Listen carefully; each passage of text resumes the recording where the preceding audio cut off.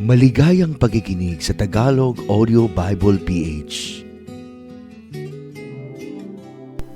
Lucas Kapitulo 9. At tinipon niya ang 12 at binigyan sila ng kapangyarihan at kapamahalaan sa lahat ng mga demonyo at upang magpagaling ng mga sakit. At sila'y sinugo niya upang ipangaral ang kaharian ng Diyos at magpagaling ng mga may sakit.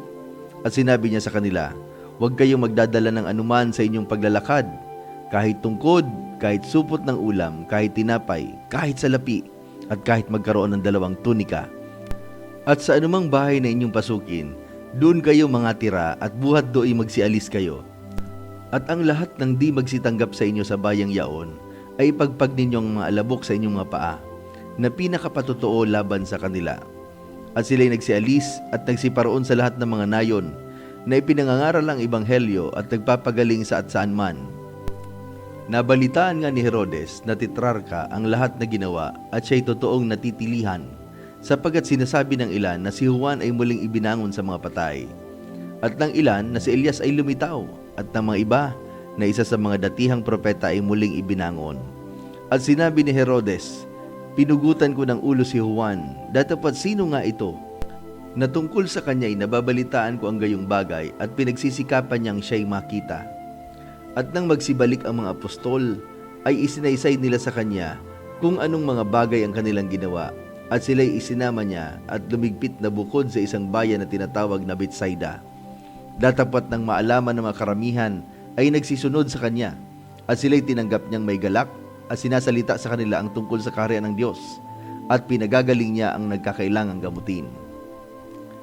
At nagpasimulang kumiling ang araw at nagsilapit ang 12, at nagsabi sa kanya, paalisin mo ang karamihan, upang sila magsiparoon sa mga nayon at sa mga lupaing nasa palibot-libot, at makapanuluyan at makakuha ng pagkain, sapagkat tayo'y narito sa isang ilang na dako. Datapat sinabi niya sa kanila, bigyan ninyo sila ng makakain, at sinabi nila, wala tayo kundi 5 tinapay at 2 isda. Malibang kami magsiyaon at ibili ng pagkain ng lahat ng mga taong ito, sapagkat sila'y may 5,000 lalaki.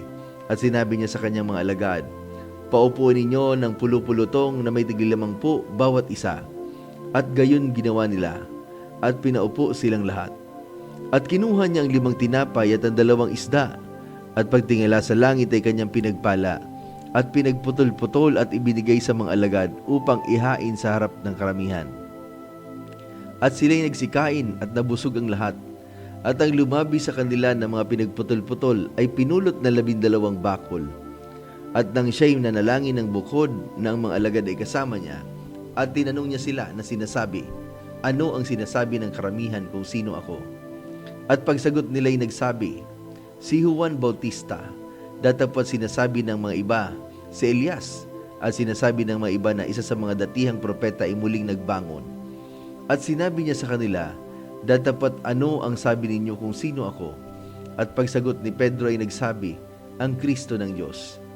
Datapat ipinagbilin niya at ipinag-utos sa kanila na huwag sabihin ito sa kanino mang tao, na sinasabi, kinakailangan magbata ng maraming mga bagay ang anak ng tao, at itakwil ng matatanda at ng mga pangulong saserdote at ng mga eskriba, at patayin at muling ibangon sa 3 araw.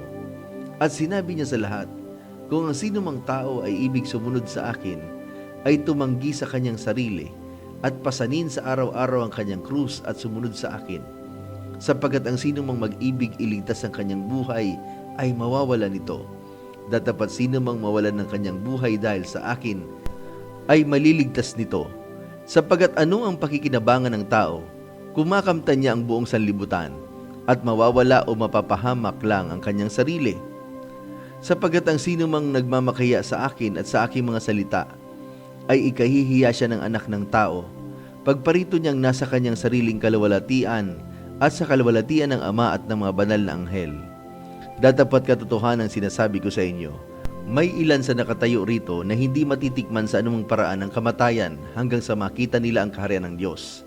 At nangyari, nang makaraan ang mga may 8 araw pagkatapos ng mga pananalitang ito, na isinama niya si Pedro at si Juan at si Santiago at umahon sa bundok upang manalangin. At samantalang siya'y nananalangin, ay nagbago ang anyo ng kanyang mukha at ang kanyang damit ay pumuti at nakasisilaw. At narito, Dalawang lalaki ay nakikipag-usap sa kanya na ang mga ito'y si Moises at si Elias, na napakitang may kaluwalhatian at napag-usap-usapan ng tungkol sa kanyang pagkamatay na malapit niyang ganapin sa Jerusalem. Si Pedro nga at ang kanyang mga kasamahan ay naaantok. Datapat nang sila'y magising na totoo ay nakita nila ang kanyang kaluwalhatian at ang dalawang lalaking nakatayong kasama niya. At nangyari, samantalang sila'y nagsisihiwalay sa kanya, ay sinabi ni Pedro kay Jesus, "Guro, mabuti sa atin nang tayo'y dumito at magsigawa tayo ng 3 dampa. Isa ang sayo at ang isa kay Moses at ang isa kay Elias na hindi nalalaman ang kanyang sinasabi." At samantalang sinasabi niya ang mga bagay na ito, ay dumating ang isang alapaap at sila'y naliliman at sila'y natakot nang sila'y makapasok sa alapaap. At may tinig na nanggaling sa alapaap na nagsasabi, "Ito ang aking anak, ang aking hirang, siya ang inyong pakinggan." At nang dumating ang tinig, si Jesus ay nasumpungang nag-iisa at sila'y di nagsisiimik at ng mga araw na iyo'y hindi nila sinabi kanino mang tao ang alinman sa mga bagay na kanilang nakita. At nangyari ng kinabukasan, nang pagbaba nila mula sa bundok, ay sinalubong siya ng lubhang maraming tao. At narito, isang lalaki sa karamihan ay sumisigaw na nagsasabi, "Guro, ipinamamanhi ko sa iyo na iyong tingnan ng aking anak na lalaki, sapagkat siya'y aking bugtong na anak." At narito, inaalihan siya ng isang espiritu, at siya'y biglang nagsisigaw at siya'y naliliglig, na pinabubula ang bibig at bahagya ng siya'y hiwalayan, na siya'y totoong pinasasakitan. At ipinamani ko sa iyong mga alagad na palabasin siya at hindi nila magawa. At sumagot si Jesus at nagsabi, "O lahing walang pananampalataya at taksil, hanggang kailan makikisama ako sa inyo at magtitiis sa inyo? Dalin mo rito ang anak mo." At samantalang siya'y lumalapit, ay ibinuwal siya ng demonyo at pinapangatal na mainam. Datapat pinagwikaan ni Jesus ang karumal-dumal na espiritu at pinagaling ang bata at isinauli siya sa kanyang ama. At nagtaka silang lahat sa karangalan ng Diyos.